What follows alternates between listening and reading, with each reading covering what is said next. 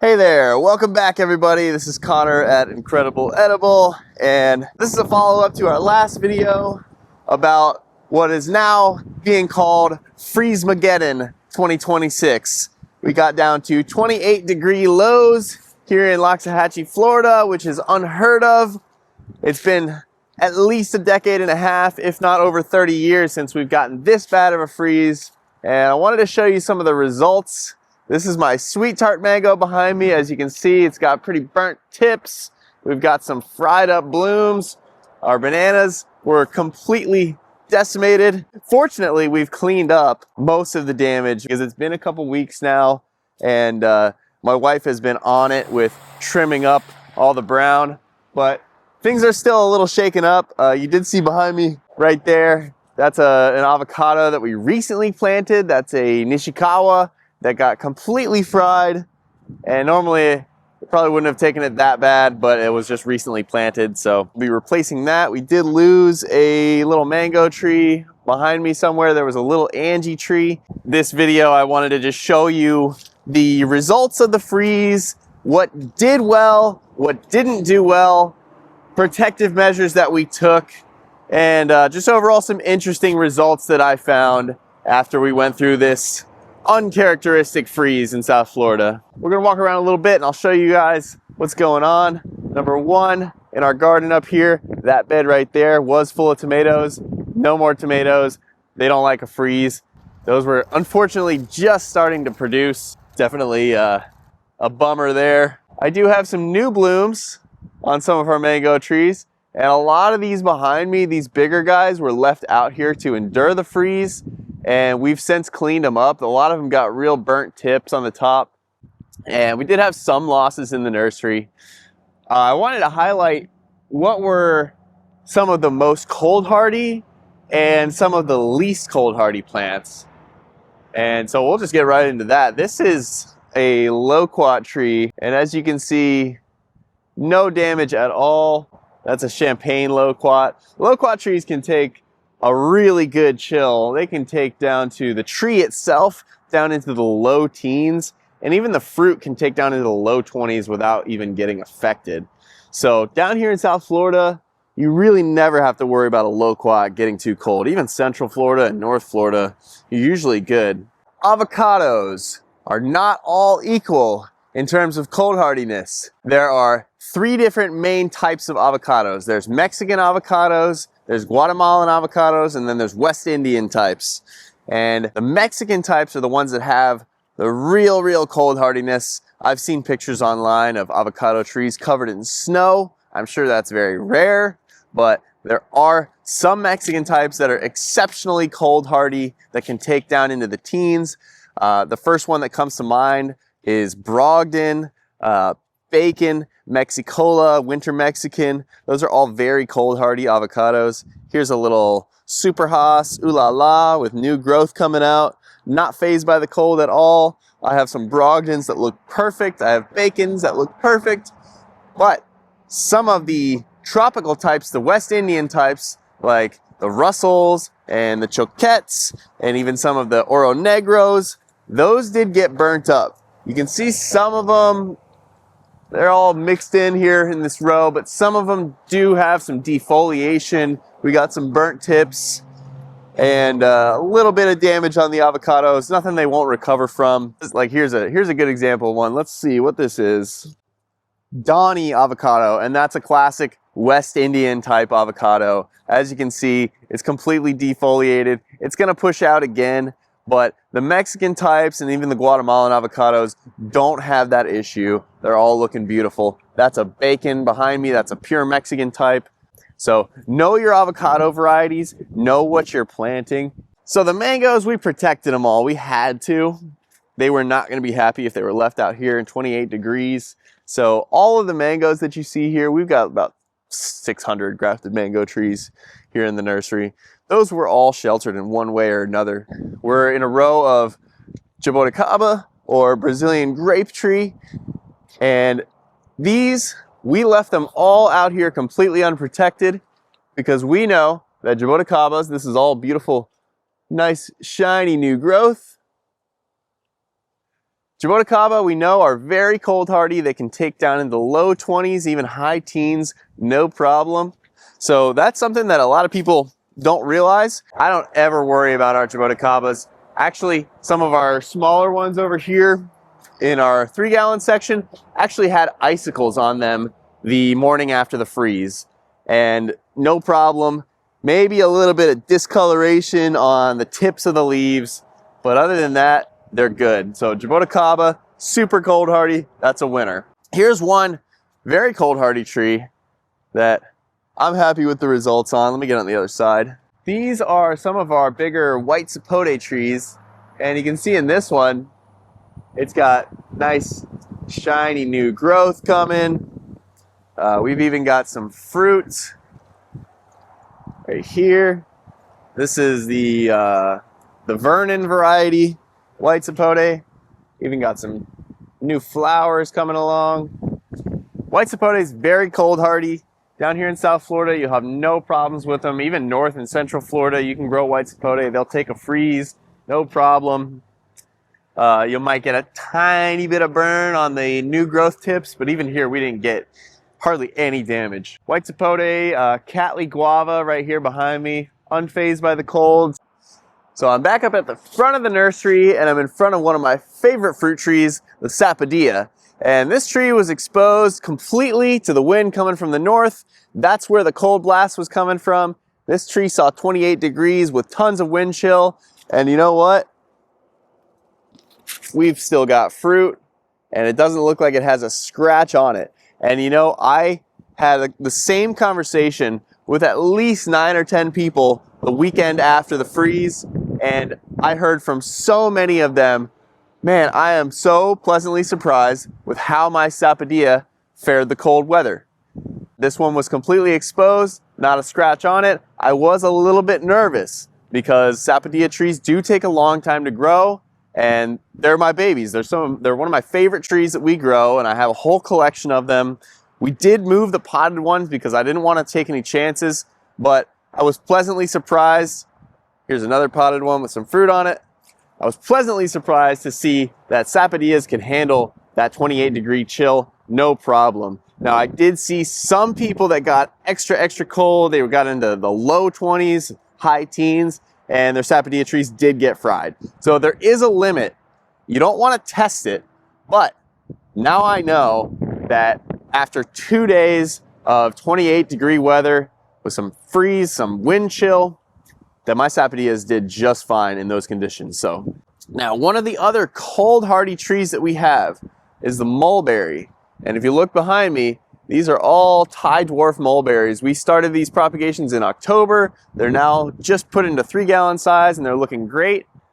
Now, I said they're cold hardy, but that comes with an exception. When you have brand new, fresh green growth like this, that is not cold hardy. If it does get below freezing or you get a frost on brand new growth on a mulberry, it will get burnt. However, the tree itself is cold hardy. The stems can take down well below freezing, no problem. These trees can grow all the way up to Michigan.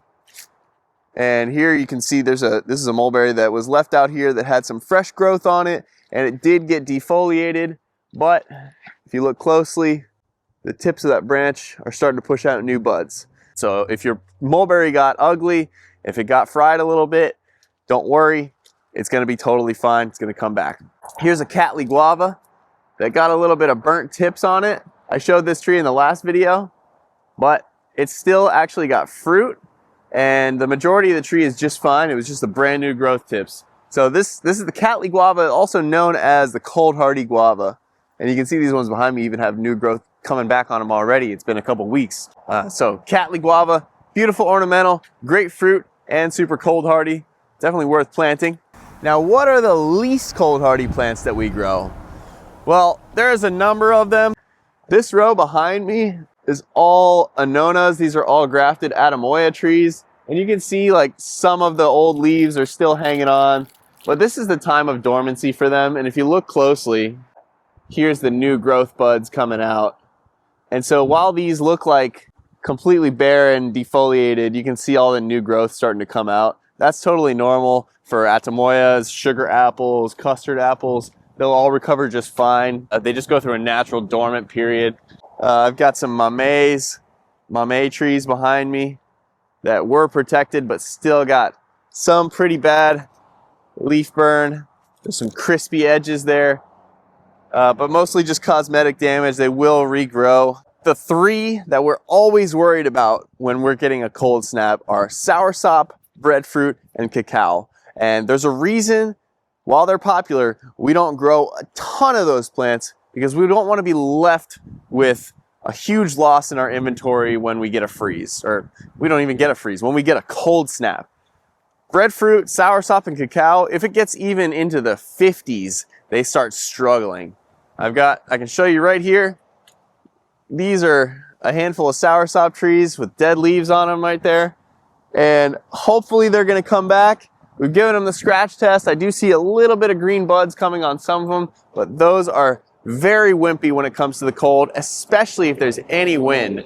You combine 50-degree or lower temperatures with a little bit of wind on a soursop, you're going to get some defoliation. You're gonna have an ugly tree afterwards. There's just no way to get around it.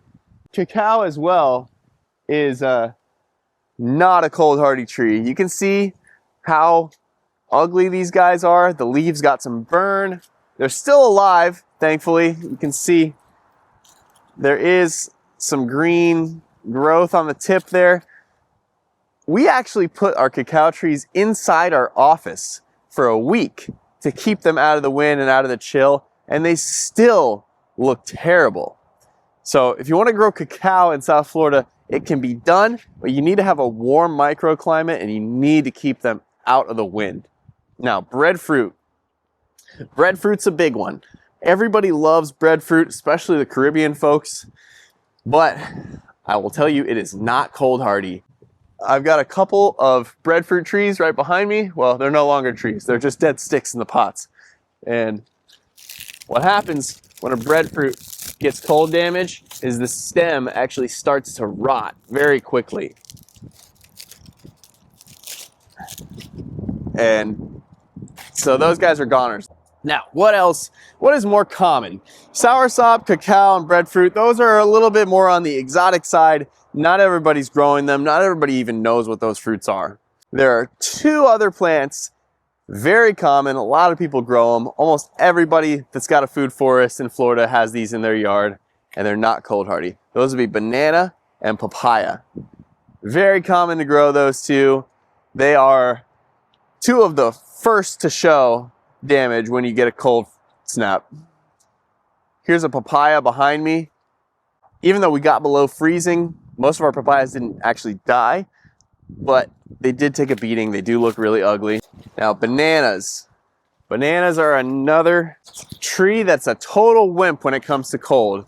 There's banana stalks all over the place behind me that lost all their leaves. It's been 3 weeks and now we just have a first new green leaf coming out on most of our banana plants. Here's a good example. This clump, this is a blue Java banana clump, and this was massive and lush, fruiting, full of leaves, all completely torched. It looked like it got put into a deep fryer. You can see new green leaves are coming out, but they're gonna have to regenerate all their leaves and all their canopy. So unfortunately, this freeze was a bit of a banana reset for us. I'll show you one more clump. Now here are a couple of our mango trees that actually got it the worst. And you can see lots of crispy, burnt up tips up there. And unfortunately, they definitely got a setback. But something interesting to note is if you get in here and you look on this side of the canopy, we actually still have some undamaged fruit set from prior to the freeze. And that's the difference that a microclimate can make. Just now that I'm in the kind of underside and interior of the tree where it was a little bit more sheltered, if you look up at the top, completely fried. Just down there, we've got some fruit. We've got some new flowers coming. So don't underestimate your microclimates, guys. Again, there's only so much zone pushing that you can do with a microclimate, but they do make a really big difference. So what I would encourage you to do if you were impacted by this freeze, I would encourage you to keep planting, but now you know things that you didn't know before. Now you know where the cold spots in your yard are, hopefully, and you know where the warmer spots are. You know which trees can really take the coldest temperatures that you're gonna get, and you know which ones can't. For me, like I said, I was pleasantly surprised to find that our Sapodilla trees were almost completely unfazed by 28 degrees. And that makes me even more excited to plant those. I'm excited to plant more white sapote. I'm excited to plant more loquats. And I'm looking forward to hopefully still having somewhat of a mango crop this year. My personal favorite fruit. I would have been devastated if we weren't getting any mangoes at all.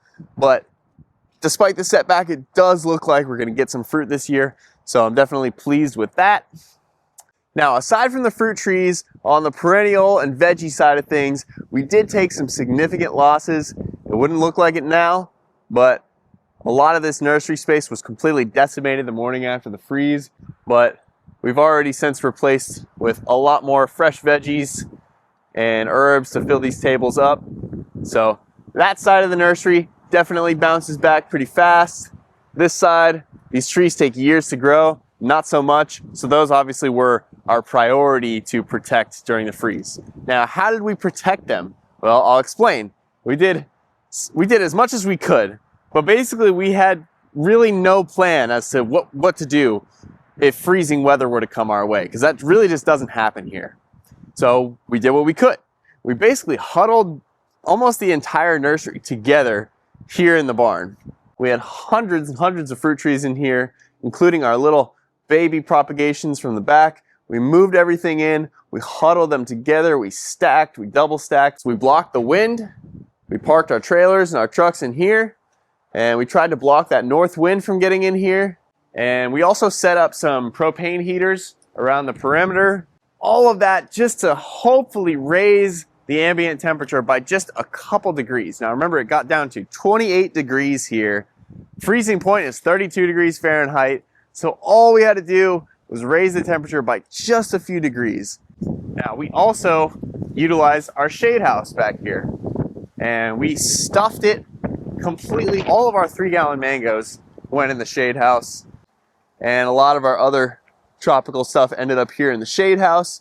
We blocked off the back here so no wind could get in. We sealed the door, and we put a big propane heater in here. I know we have neighbors that got it a lot worse than we did. Some neighbors recorded 24, 25 in their yards. They had complete devastation, totally exposed. Fortunately, this back nursery space, most of the plants that we have out here right now are fairly cold hardy. Like, this is a whole table of Jaboticabas behind me. Some of them do have a little bit of tip burn on the leaves. You can kind of see this is a scarlet Jaboticaba. We had to scramble for a couple days to pull hundreds of plants out of the nursery, huddle them up together, try to keep them warm, hope for the best, and try to just keep things just above 32 degrees. And I think we did all right. Now here's one that's a little bit of an anomaly to me. This is a lemon drop mangosteen right here in my front yard, and it doesn't seem to have a scratch on it. The only thing I can attribute that to is it being so close to the south wall of the house that sometimes you get a little bit of radiational heat coming off that wall through the night. But a friend of mine in Port St. Lucie has got a lemon drop mangosteen about the same size, completely fried, only a couple degrees colder than us, but totally exposed. So microclimates do make a difference. So you can use the south wall of your house or some kind of structure that does retain heat during the day, and that can make a big difference. Now I know a lot of you that were heavily affected by this are hurting right now, especially in your wallets, because you had a lot of money invested in the trees that you planted in your yard, and you may have lost some of those trees. I totally get it. I do want to say, now is the time to support your local nursery, your small business, specialty, fruit tree, edible plant nursery, whoever grows near you.